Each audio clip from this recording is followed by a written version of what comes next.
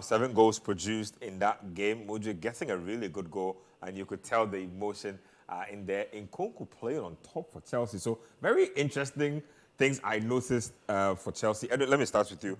Just snap thoughts. Nkunku, first and foremost, where is he most likely to play? Is he playing up top because Chelsea don't have a striker now, or is this what it is going to be? Look, he himself has spoken about the fact that he sees himself as a number 9, as the central striker, especially after the first goal against Wrexham. The runs he made, the movements. Yeah. After the game, he said that that is where he likes to play. And Pochettino has spoken about trying him, alternating him with Jackson. Okay. But in the next few games, we are going to see moments where Nkunku and Jackson play together. Nkunku behind Jackson as the possibly supporting striker or number 10. And that is the main reason why Chelsea didn't bring back Joao Felix, because they see Nkunku as someone who can play behind the main striker. Yeah.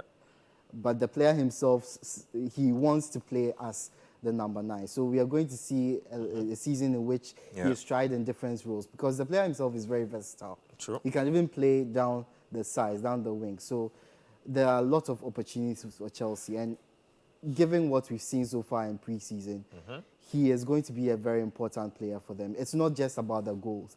The movements, the control, the way he's able to occupy defenders in the air. He's very strong aerially. And that's not something I was... Which is very shocking, because he's not the tallest guy. He was against Brighton central defenders who were way taller than him. But he was constantly beating them. He's very athletic. He's very athletic, and he's strong as well too. So he was able to hold on to a lot of the balls. So the link-up play between the strikers and midfield, which has been a very big problem for Chelsea in recent months, is probably going to be solved with both Nkunku and Jackson. We saw Jackson to his link-up play with Mudryk. He's been doing it all pre-season. He's been assisting.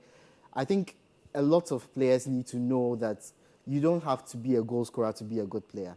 And I think Jackson is developing that. Of course, he can't contribute your quota. Yeah, he can't get his goals as well. But if you are able to contribute your quota, as you said, to the team's success, you will be a top player. And he has the makings of a top player. Knows when to leave it for his teammates. Knows when he has to attack. And Chelsea fans will be happy with the results so far in pre-season. But a lot of the mistakes we saw last season still exist. Defensively, there are lots of problems as well. And taking chances has been a major problem for Chelsea. I didn't see too much that suggested that they'd solved it too much. But pre-season is a time to, deal with these problems. And there are good signs there for Chelsea.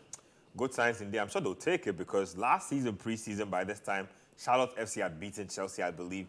Probably lost a couple more games. He was looking real shaky. Let's take a break. When we come back, I'll let you have his take on the Chelsea preseason. We'll delve into Arsenal, Man United as well. There's a lot to discuss as far as preseason is concerned. Stay with us.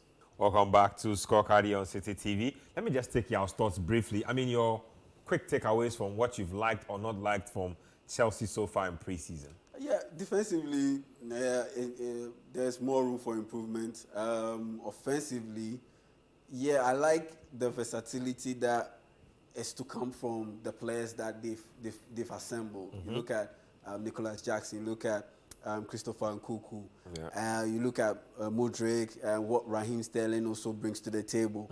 They can have as many as 3-4 different sets of players that can bring a variety of strength to the table, and it can give different looks to opponents. And once you have that kind of range, that kind of variety, it makes it very difficult for opponents to game plan for your team. And for me, that's the biggest positive I'll take away from this Chelsea preseason so far.